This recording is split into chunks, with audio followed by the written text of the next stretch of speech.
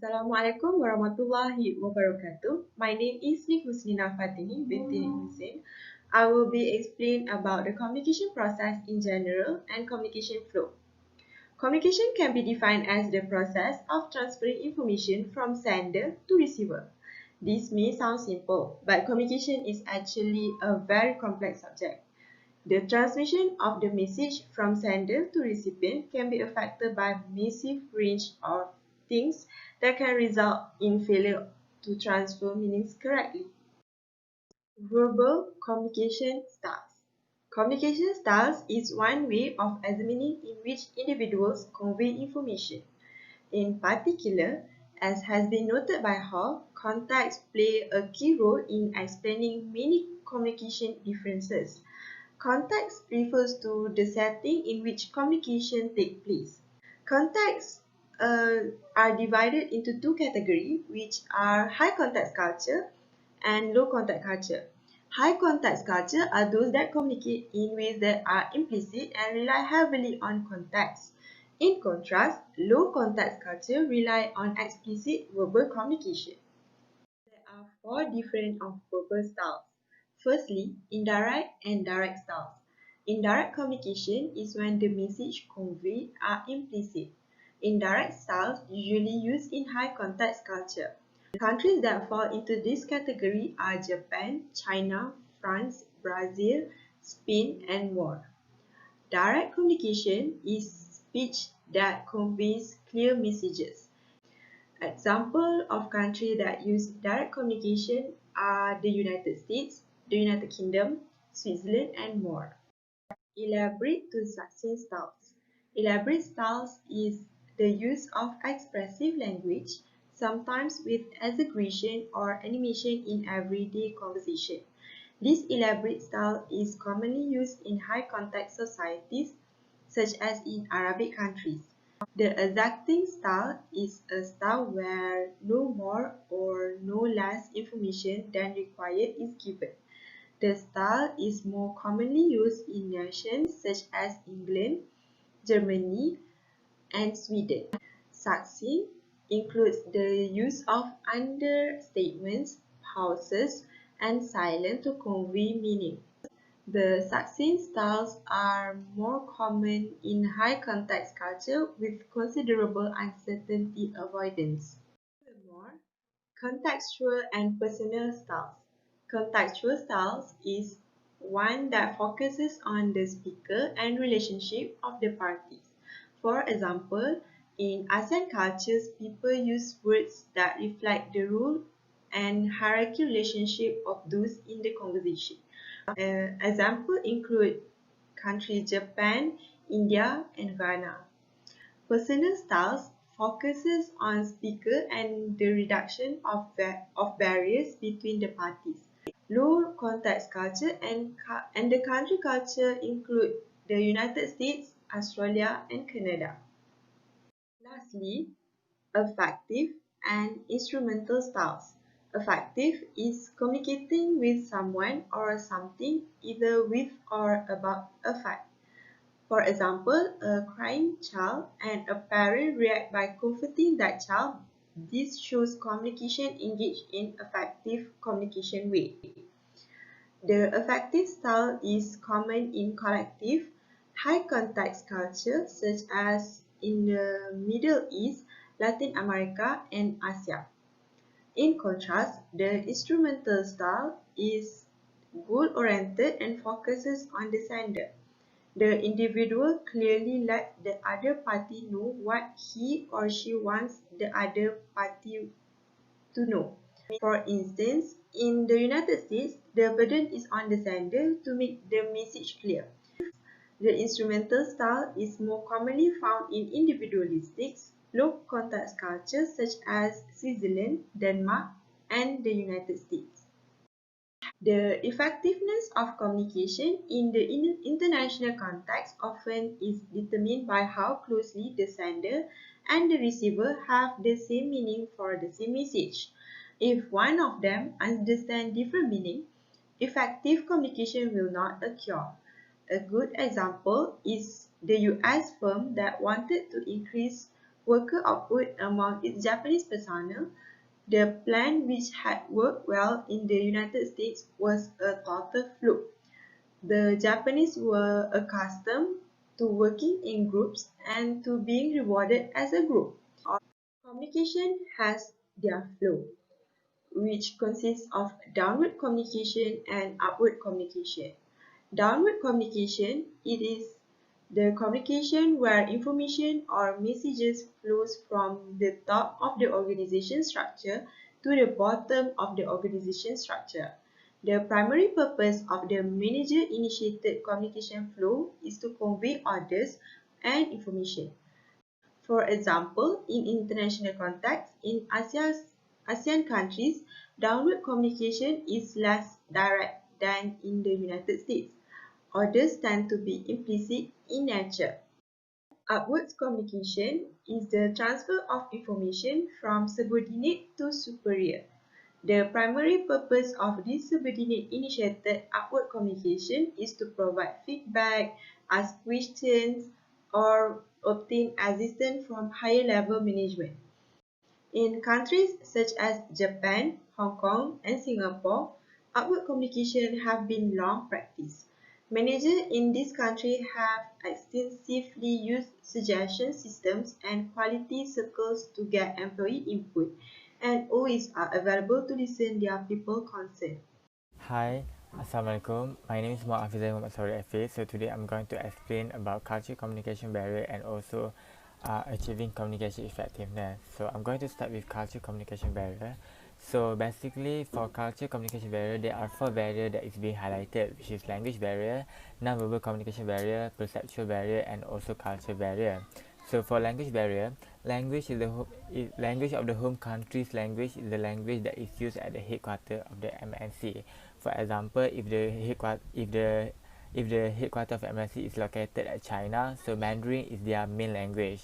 If the location is being located at United States, then English is their language, is their main language. So language is important for personal place in a foreign investment.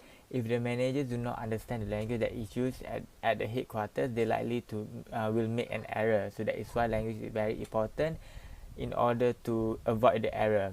So many MSCs now prescribe English as a common language for internal communications. So basically nowadays all MSC companies, they will likely to use English as their first language, and also in the internal communication also they will also use English as their language. Next, perceptual barriers. So perception is actually a person's view of reality. How people see reality can vary and also influence their judgment and also decision making. Perception play an important role in international management. For example, Hong Kong hoteliers, they bought the US property because they had the perception that if they could offer the same has top quality service as back home, they could actually dominate the US market. But if they make misperception, it could lead to the barrier to effective communication and also decision making. So that is why we cannot make misperception, because it can lead to the ineffective of communication and also decision making. Next, culture barrier. So culture can affect communication in a number of ways, and one of it is through the impact of culture value. So culture value is note that people in Middle Eastern do not relate to and communicate with each other in loose, generally as United States. So basically, people in Middle Eastern, they are actually communicate more intense compared to the United States. So relationships are more intense and binding in the Middle East, and a wide variety of work-related values influence what people in the Middle East will and will not do. Next, the last barrier is the non-verbal communication barriers. So basically, it can be divided into four categories, which is kinesis, proxemics, chronomics, and also chromatics. So kinesis actually is the study of communication through the body movement and facial expression. That will also include eye contact, body posture, and also gesture. While proxemic is the study of the way people use physical space to convey message. While there are actually four distance that is used in communicating, And chronomics is they actually refer to the way in which time that is used in the culture. And lastly, chromatic is the use of color in order to convey messages. Next, let's moving on to achieving communication effectiveness. So there are actually 4 ways that we can improve communication effectiveness, and one of it is improve the feedback system. So basically, feedback is particularly important between parent company and also their affiliates.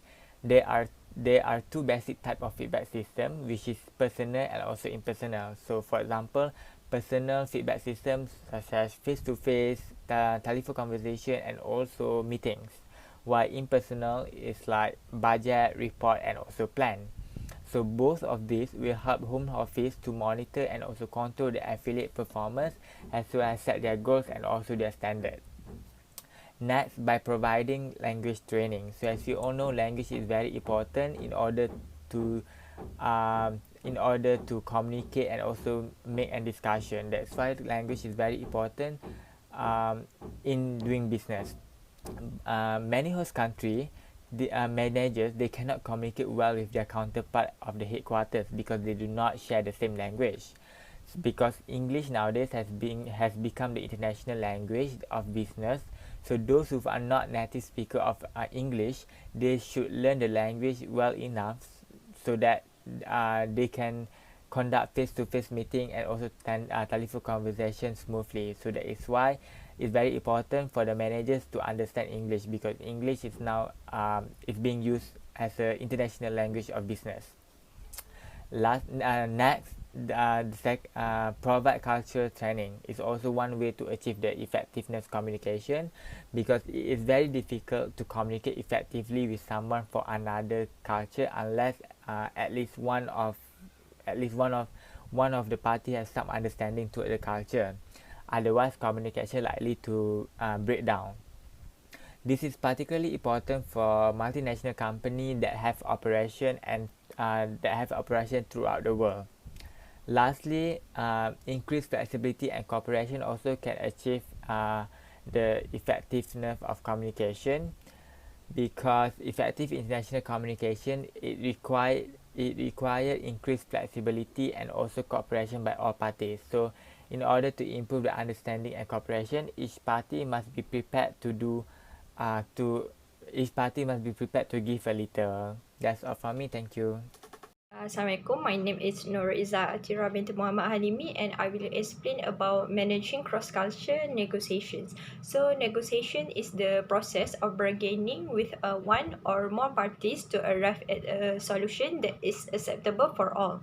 So negotiations often follow assessing political environments, and it is natural to approach to conflict management.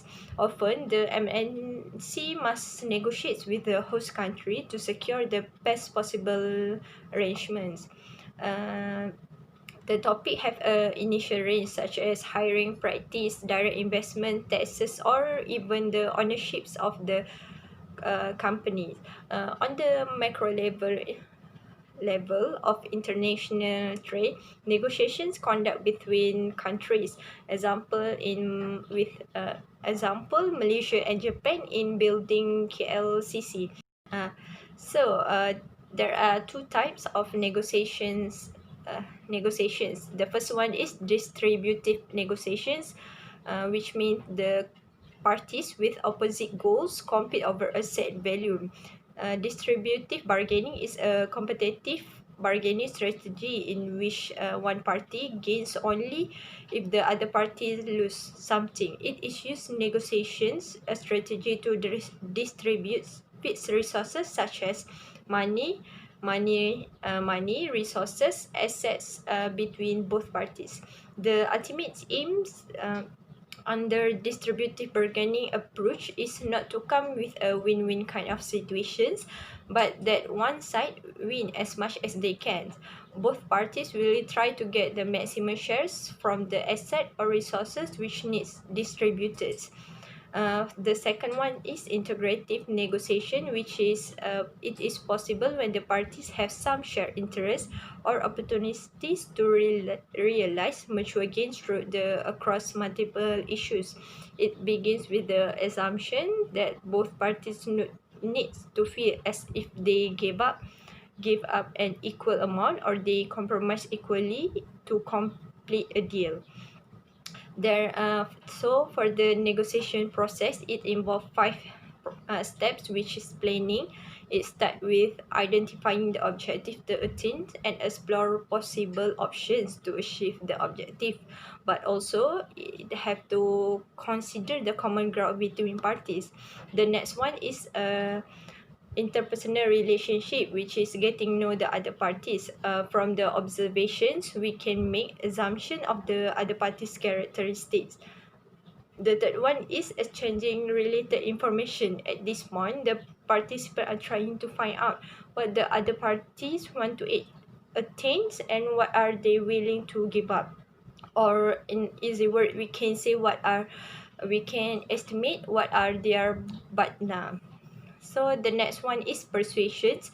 It can be considered the most important parts because the other parties might change their mind after hear our persuasions. And the last one is agreements. It is granting concessions and striking out the final agreement. All the discussion and agreements that made earlier can be seen whether the other parties are agreed or not based on what they wrote in the agreement as a proof and confirmations. So the next one is tactics are involved in negotiations, which is locations. You have to choose a natural site. It can be settled at the middle point, or if you want to favor other parties, you can offer to go to their place to show some effort that you are motivated to reach some type of agreement with them. The second one is time limit. It's not only restraints at the moment of the discussion, but it also indirectly include along the journey of the other parties.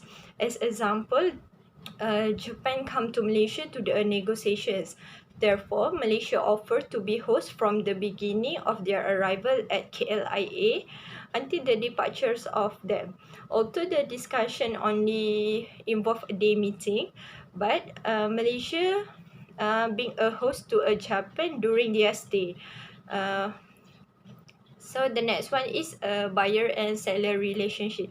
Americans tend to leave right away after they're settled with the buying and selling. But Japanese may be offended or confused because they believe that sellers should be taken care through reciprocal favor. They may think American want to take advantage from them. And the last one is negotiation for mutual benefits. There are principles from Fishers and Uri, author of Getting to Yes, to help avoid missed opportunities in negotiations. So the first one is separate the people from the problem. Do not get personally involved, which means in order to preserve the personal relationship and again clear perspective on the issue, it is important to distinguish the problem and from the individual. The next one is focus on the interest rather than position, which means focusing on interest gives one insight into the motivations why behind motivation behind why a particular position was chosen. The next one is generates a variety option before settling in agreement, which means prepare as much as possible option before the meeting and try start with the highest achievement can get. Because the other party might agree with that we expect it, but also we need to have a backup option. Because other party might not agree with our options given. It is better the other party choose the least option rather than not agree with any option. So the next one is insert the agreement based on objective criteria. In case there are no common interests, avoid tensions by looking for objective options. Legitimate practice criteria could be formed by using reliable third-party data such as legal precedents. And the last one is stand your ground. Always remember your batna as your guideline. Clearly defining and understanding your batna, because it will make it easier to know when it comes to leave a negotiations or empower the side. It is better so you can learn on the other side's partner, because as Efficient and Uri says, you can determine what is a minimum acceptable agreement. So as a conclusion, it is important to remember that in international negotiations, people use a wide variety of tactics, and the other sides must be prepared to counter or find a way with dealing with them. The response will depend on the situations. Managers from different cultures will employ different tactics because we have a different cultural backgrounds. So that's all from us. Thank you.